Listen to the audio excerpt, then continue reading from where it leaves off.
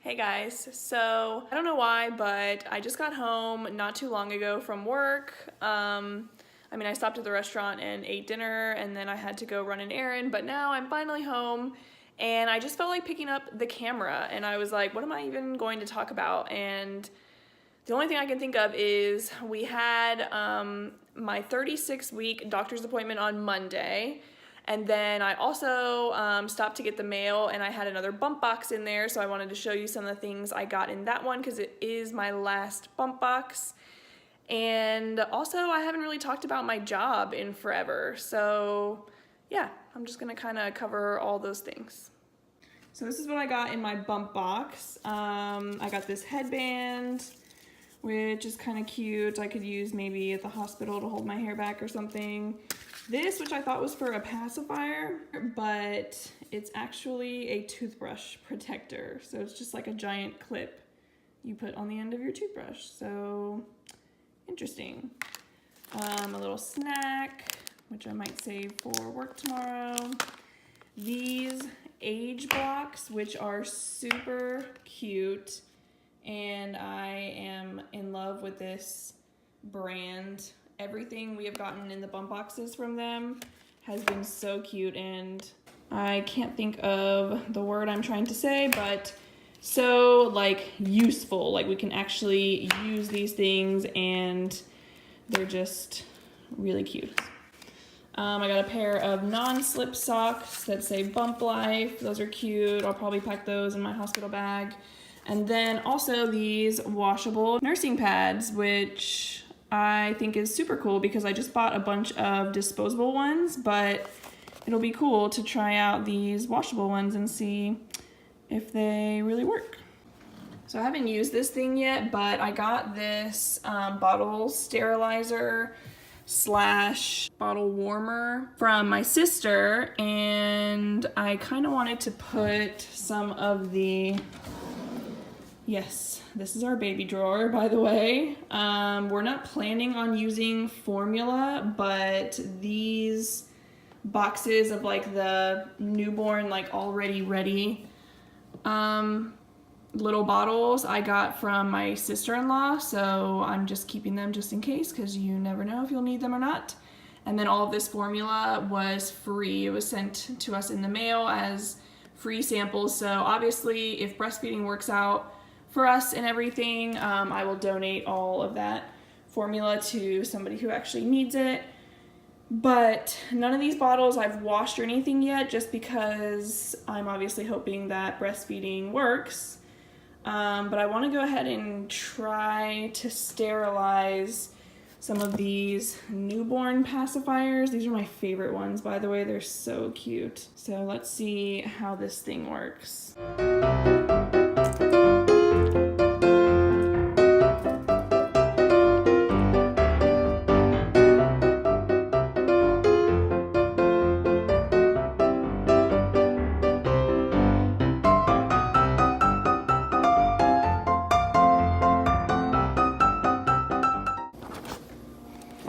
Okay, so trying to remember how to do this correctly, but we want to say which function we're doing. So sterilize.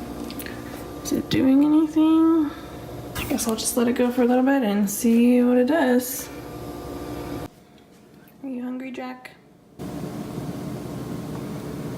Honestly, guys, I don't know how he's still alive. Like, I am not the best mom when it comes to taking care of fish.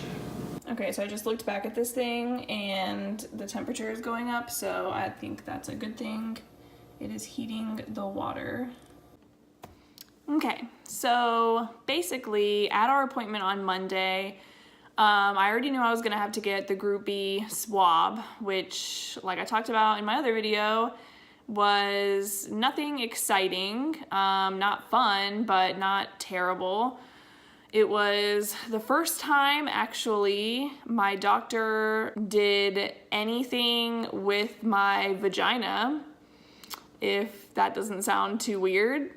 But, like, I just figured when you go to your OBGYN, it's like, obviously, they're always looking at your vagina. Like, you know that's gonna happen every appointment. So for some reason, when I got pregnant, I figured that it was like the same thing. Like, baby comes out of your vagina, every time you go to a pregnancy appointment, your vagina is gonna get looked at. I don't know why, but that's just where my thoughts were at. And that did not happen, like, ever. So yeah, this was the first time my OBGYN has seen my vagina since I've gotten pregnant. Ooh, I think the sterilizer's working. Let's go look. 150 degrees. So yeah, anyways, got the Group B swab done, and I will get those results back probably in a couple of days. So if that comes back like positive, I guess, for Group B, where they have to end up giving you antibiotics when you go in to deliver, that will be the only thing that makes my pregnancy like not 100% perfect, I guess, or like the only kind of complication or issue that's come up the entire time. And it's actually not that uncommon, and it's not like a super scary thing. You just get that through an IV, and they want you to have at least like 1 round of it or something like that before you give birth. So you should probably go into the hospital like a little bit sooner rather than trying to wait as long as you can.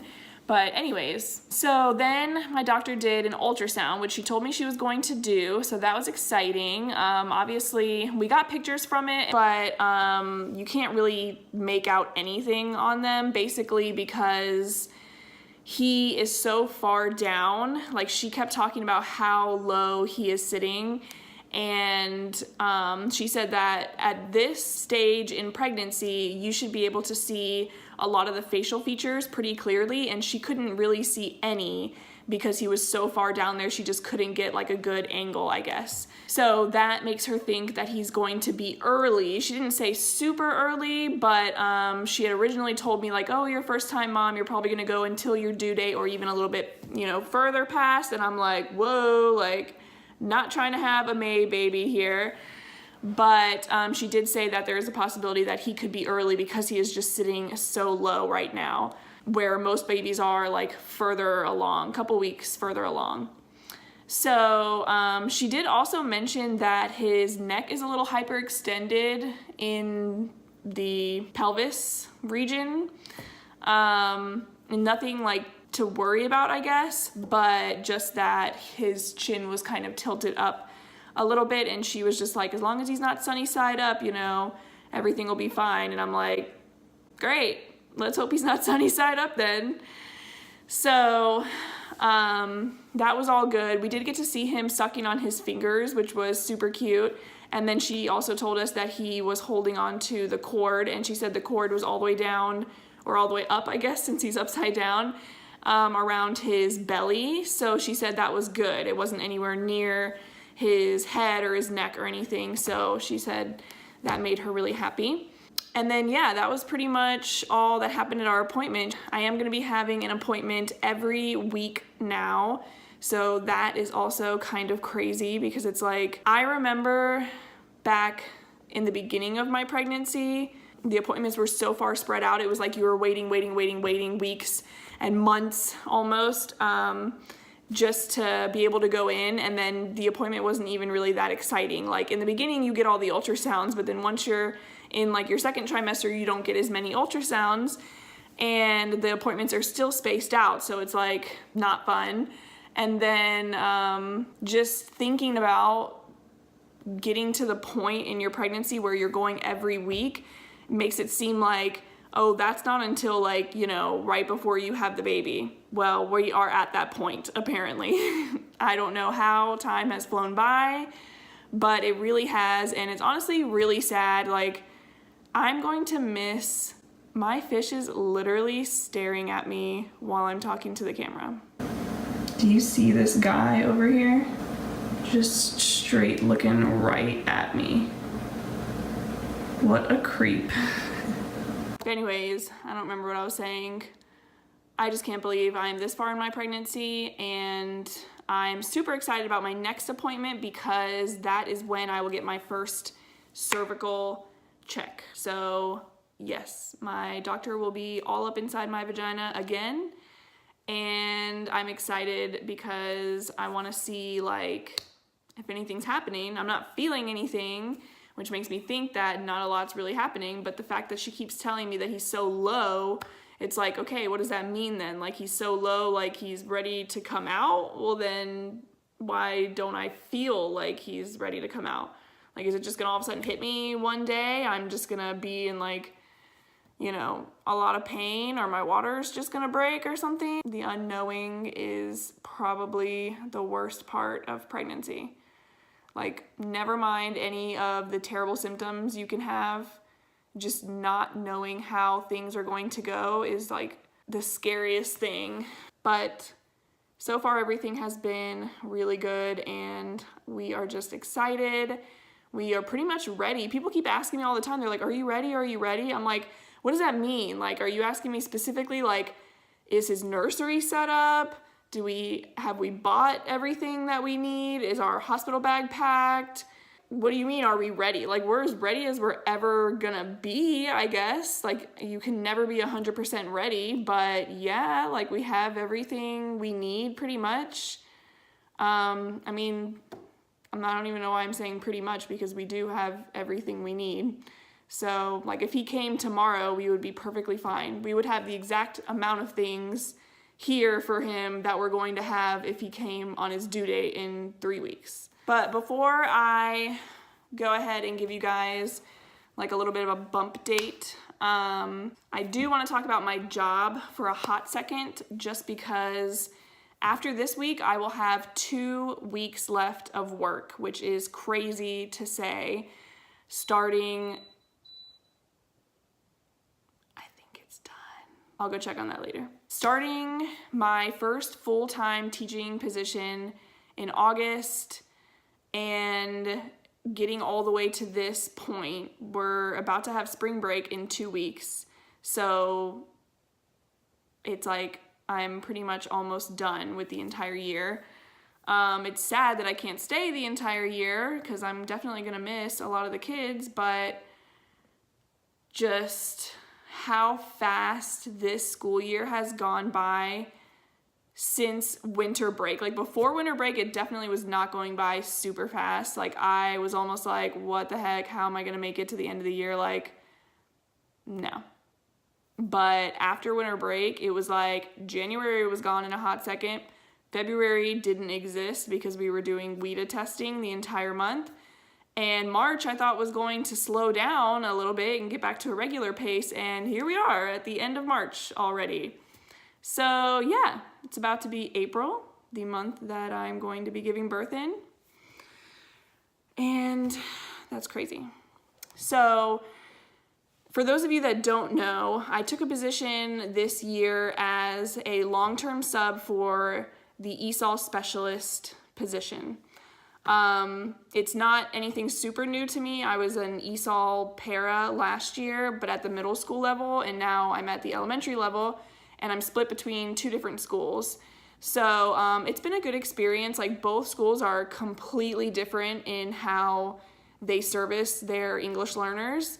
So it's been a really good experience for me, because I've seen both ends of it, like having newcomers, like brand new kids to the country, refugees, that whole thing, and then having sped kids who don't even speak another language and somehow were put into the program, and now they can't exit from the program because of their learning disability. And just like seeing all the different things, all the different sides of, you know, what it is to be an English learner is just amazing. But as far as like next year, I'm not coming back at the end of the year, because there's really no point. SOLs are all throughout May, and then there's only like 2 weeks of school in June. So it's like, I don't really know what I would be coming back for. I will go back just to say hi to everybody, but I'm not gonna go back to teach. And as far as next year, right now am not planning on going back full-time, like 100%. I know I'm not going back full-time. I was debating about whether I wanted to go back part-time, or even just as like a para or something. But my husband is working on opening a new restaurant very close to where we live, so that's exciting. I have worked in his family's restaurants since I was like 15 or 16, and I definitely want to help out with the opening of this new one because it's going to be kind of more of his thing and not so much like his dad and his uncle and aunt's ideas. It's, you know, what he wants to do and everything. So I'm very excited about helping him out with starting that business. And so yeah, having a newborn and then opening up a new restaurant is probably going to be the majority of my life as far as this summer goes. And I mean, after the summer, we'll see kind of how things go. Maybe throughout the year, the school year coming up, I can kind of help with like testing or, you know, maybe substituting or I don't know, something like that. But it is weird that I feel like I went to college, I knew I wanted to teach, I've been trying to get like a full-time teaching job. I finally get a full-time teaching job this year, and now obviously life happens and I'm not even planning on going back to teaching this fall. So that's like a huge change, and I'm not upset about it. Like, I'm really excited to see where, you know, the future takes me, and I have some other ideas too of things that I want to do in the future. So it's all just gonna depend on how things play out with like opening the restaurant and stuff like that, because obviously once I have my baby boy, I'm not going to be working, so we will be on one income for at least a few months until I recover and get into a routine of having a newborn, and I can see how much work like I can take on the side of being a mom. And I don't know, I might just love being, you know, a mom and a homemaker, if that's what you want to call it, so much that I might just, you know, find work from home opportunity kind of things so that I can focus on raising my child and my family. So basically, yeah, that's what's going on with my job. I have 2 baby showers, one at each school, that my coworkers have so graciously put together for me, and it is going to be during my last week, the week before spring break. So let's hope that I make it till then so that I can have those baby showers. Not that I like still need a bunch of stuff, that I really, you know, just want the gifts or anything, but I just would feel so bad if they planned all of this and then, you know, I just leave and I can't even say bye to them or, you know, let them celebrate my pregnancy. But, you know, you never know what's gonna happen, so we will see. And I definitely feel like this next appointment next Monday will give us a good idea of where we are at as far as when baby boy is coming. And just click off because it beeped, so I know that it's done. This thing is really hot, so I can use these little handles, I guess. Woo. Yeah, I mean, it's not like they were dirty before. I got them, took them right out of the packaging, but I guess they technically are sterilized. So this is my belly at 36 weeks. I had a lot of people today at work tell me that they think I just popped out over the weekend. I'm like, first of all, I've been popped out for a while now, but I don't know. I guess they just mean like he is really filling out. Let me know if you guys have ever seen this happen on either yourself or somebody you knew that was pregnant, but like right around the bottom of my belly button, it's like super white. And the skin is really, really soft. Like, I'm assuming that's just like my skin is so stretched out that there's like no blood there or something. But it's just so weird. Like, it's so soft that it almost feels like I could just like poke right through it. Like, I don't know, it creeps me out. Like, I don't like poking on it too much because I'm like afraid my finger's just gonna go right through my skin, but sorry if that's TMI. Still no stretch marks, by the way, just want to say. I did think I was gonna get stretch marks like around this area, but I don't know. Now that my stomach's actually like really coming out, I haven't seen any stretch marks, and the camera makes my stomach look really, really red when in real life it's really not that red. But don't have any stretch marks yet. So anyways, yeah, that's baby boy, 36 weeks. All right, thank you guys so much for watching, and I will see you in my next video. Bye.